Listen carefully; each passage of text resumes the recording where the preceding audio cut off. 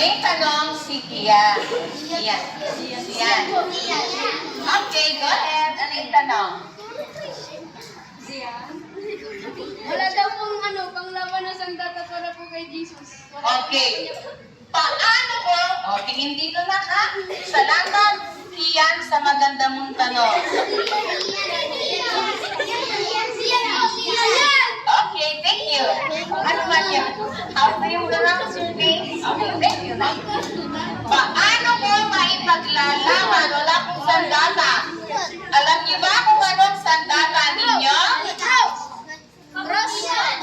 Yes! Very good, Kaputi! Ang pagiging mabuti mo, si Jesus ang siyang magpapaglagi sa'yo, natitira siya. May paglalaban mo. Paano? Paano mo tayo paparamdam na ikaw ay isang mabuti? Anong gagawin mo tuwing linggo? Magsisimba.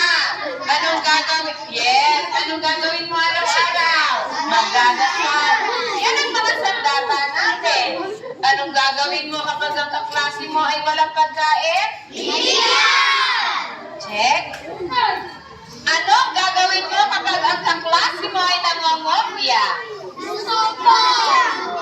Babawalan o susumbong. Okay. Pero huwag mong aawain. O anong gagawin mo kapag inuutos ka ni nanay at tatay? Susundin. Ano ang gagawin mo kapag ang kaklase mo sabi niya, magkating class na tayo. Huwag na tayong mag-aral. Halika, magbuli-buli na lang tayo. Anong sasabihin mo? Yes! Yan ang sandata natin para mapagtanggol si Jesus at mananatili sa ating puso si Jesus. Kung mabait ka, iiwanan ka ni Jesus? Sino malungkot kapag gumagawa tayo ng mabait? Sino malungkot? The devil. O sino gusto niyo maging masaya? Si Jesus o yung devil? Anong dapat gawin? Gumawa ng mabuti. Yan ang sagot ko sa tanong ni Tia. Yan ang sagot ko. Lahat ng sinabi ng mga kaklase mo. Okay?